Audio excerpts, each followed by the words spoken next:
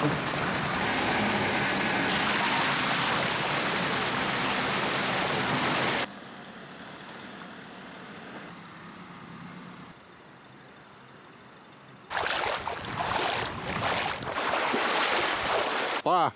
2, 1, go!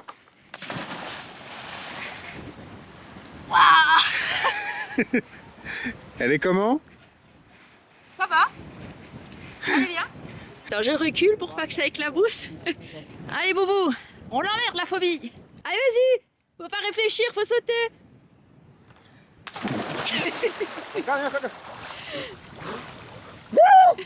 Alors, comment on se sent? Jamais j'aurais cru que j'aurais fait ça, mais par contre je suis gelé. Où est-ce que tu vas? Je ressors? Pourquoi tu ressors? Je sais pas, c'est instinctif. Je crois que mon psy serait très fier de moi. Je sais pas s'il suit nos vidéos finalement ou pas, mais s'il suit nos vidéos et qu'il voit ça, je pense qu'il va être très fier de moi. Et moi, je suis fière de toi. Putain, je suis fier de moi aussi. C'est bien. C'était comment? Froid, mais bien.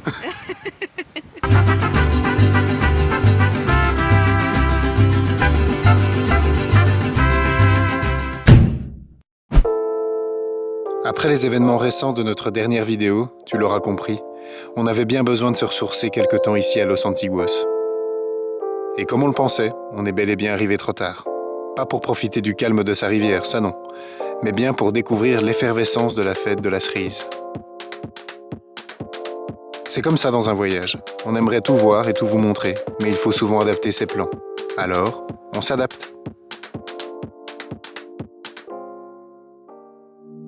Bon, ils vendent encore des cerises même après la fête des cerises. Mais bien sûr qu'ils vendent encore des cerises. Ils vont pas vendre des cerises pendant 3 jours et puis revendre. Hein. Mais du coup, on les a goûtées.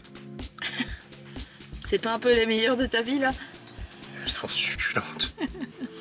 C'est pas une question de moment ou de géographie ou quoi que ce soit, mais ces cerises-là. Alors si, techniquement c'est une question de géographie. Enfin oui, mais je veux dire dans le sens, c'est pas parce qu'on est en voyage qu'on est heureux que si, que là, non, non. Juste, ça, c'est de l'or rouge. De l'or rouge De carrément. l'or rouge. Bon allez, on passe au Chili. Allez. Bah du coup on peut pas passer tout de suite. Pourquoi? Bah, parce que je viens d'acheter 1 kilo de cerises, donc il faut les manger. Ah bah oui, ça passe pas la frontière, Bah ce non, ça truc. passe pas la frontière.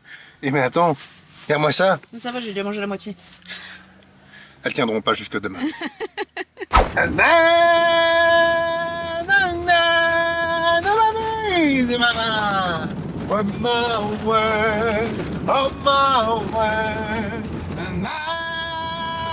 Alors je ne sais pas si c'est parce qu'on a fait toute la côte atlantique de l'Argentine et que ça fait un moment qu'on n'était plus vraiment dans les Andes.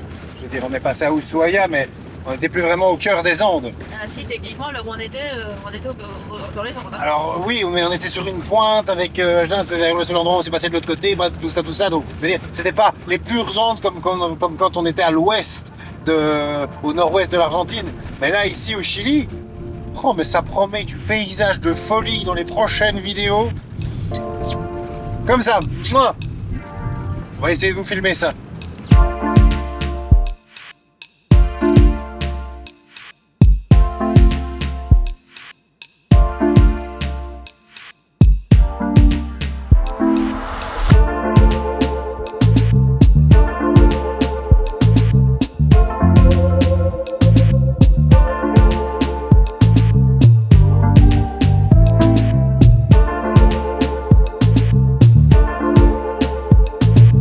C'est la première fois de ma vie que je vois une eau qui a cette couleur. C'est...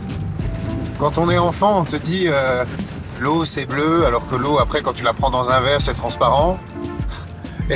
Et si tu vis en Belgique, pour toi l'eau c'est marron, hein, d'accord, l'eau de la mer. Et là ici, on est sur un lac qui est azur. J'ai presque même envie de te dire l'image que je vais te montrer là maintenant.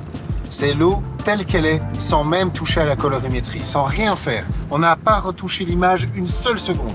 Et pour les non-initiés et les profanes, hein, la colorimétrie, en fait, là il y en a, là il y en a plus, là il y en a, là il y en a plus, là il y en a une autre, là il y en a plus, et là je suis en noir et blanc. Oh, et là c'est de nouveau normal. Donc dites-vous bien que si vous voyez qu'elle est bleue comme ça, c'est qu'elle est bleue comme ça.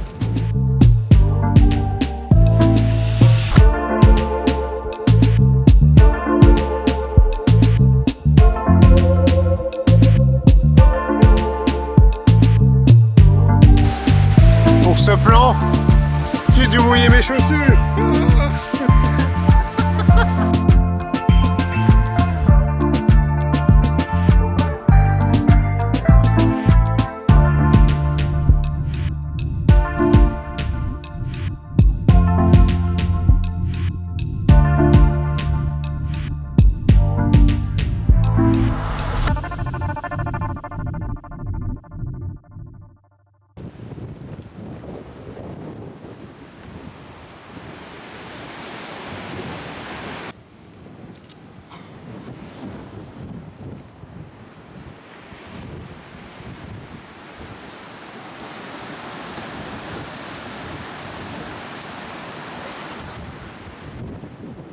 C'est quand même vachement profond. Et ils appellent ça comment? Quebrada del Diablo. Del Diablo de nouveau. C'est pas la Garganta pour une fois. Après 5 heures cumulées de pistes, je compte celle d'hier aussi. Oui, après, tu sais c'est quoi la bonne nouvelle, mon amour? C'est que là on est sur la Carretera Austral, donc la magnifique route qui traverse le elle, pays. elle est très très belle, oui. Elle est très très belle, mais c'est que de la piste. Quoi, t'es en train de me dire qu'on va faire tout le Chili, ça va être comme ça? En tout cas, une grosse partie. Ah ben ça promet. Mais bref, après 5 heures donc de piste, on est arrivé à Rio Puerto Tranquilo. C'est pas Puerto Rio Tranquilo. On s'en fout. On est arrivé et après 5 heures, c'est suffisant. Après quelques demandes d'informations auprès d'un gars à l'office de tourisme, il m'a directement donné le nom d'un de ses potes. Il m'a dit oui, voilà, si tu veux faire du kayak pour aller voir les cavernes de marbre, tu vas là, c'est 30 000 par personne, etc., etc. Voilà le numéro. Je contacte par numéro et là, on nous dit que c'est 50 000. Donc je sens que il va falloir un petit peu aller faire le tour des petits négocios pour voir quelle sera la meilleure offre. En tout cas, ils sont déjà plus sympas que dans le sud. Ça, c'est clair.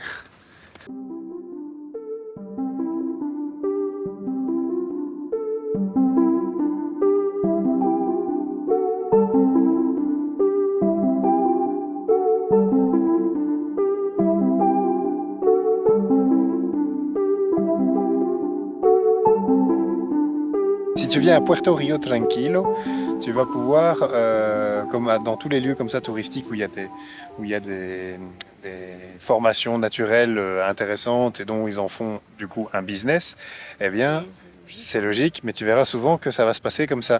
Il y aura plein de petits cabanons différents, plein de petites sociétés comme ça qui se sont installées et qui ont finalement presque tous les mêmes offres. Alors, c'est pas presque, c'est tous là. voilà, la seule chose ici qui a changé et qui a pesé dans la balance pour nous, c'est que la compagnie qu'on a choisie, elle démarre demain matin à 7 h, alors que les autres démarrent à 8 h. Et comme on avait envie d'être un peu tranquille, et c'est pour ça qu'on a opté pour l'option kayak, eh bien, on part demain à 7 h faire du kayak. Donc oui, Guillaume va faire du kayak. Ouais. Je l'avais dit déjà avant à Ushuaia qu'on me mettait dans des bateaux de plus en plus petits. Ben là, maintenant, j'ai choisi la forme la plus petite de bateau qu'on pouvait prendre. Alors non, parce que tu pourrais choisir le kayak tout seul. Ouais, mais j'ai quand même pris le kayak à deux parce qu'au cas où, il faut quand même qu'elle soit là pour gérer. À demain.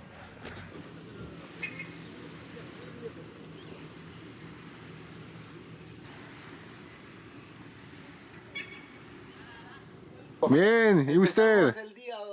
Es el día. Bien, ¿ah? Y los empezamos muy bien. Ah, ¿tú necesitas ayuda para cualquier cosa?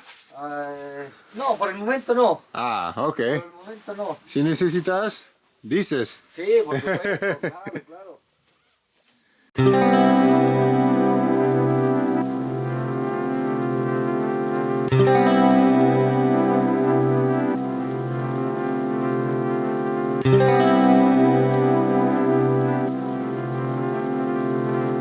Comment ça va? Ça va. Tu disais à 80 000 l'expédition, il vaut mieux que ça aille parce que sinon. De toute façon, tu vas dedans, hein. Ouais. C'est fini, hein. Je crois qu'il y a un truc qui s'est débloqué là. Un truc qui se dit avec de l'eau.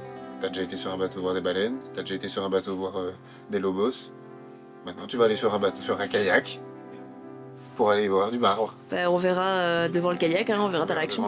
On verra. Tu filmeras la même tête. Regarde, ça c'est ma tête maintenant. Voilà. Et ça, c'est ma tête maintenant qu'on est devant l'eau. Alors on monte là-dedans. Non, on monte pas dans celui-là, on monte dans un autre.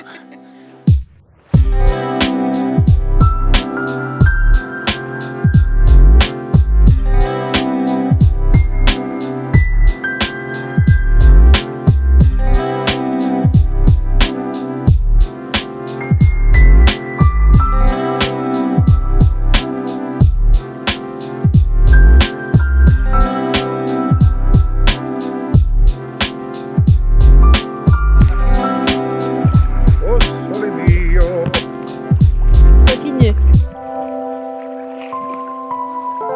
Ça y est, je les vois, elles ne sont plus très loin. ¿Cómo llegaron? Bien, muy bien.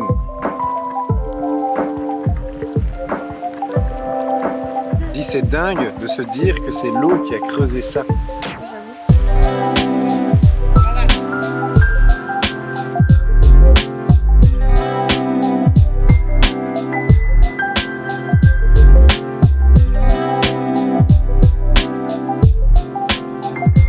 Mon cœur, il paraît que ici c'est une vraie chapelle, il appelle ça, et que si on touche le marbre en même temps, on doit se marier dans l'année.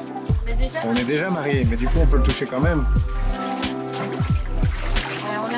Attends, on va se rapprocher.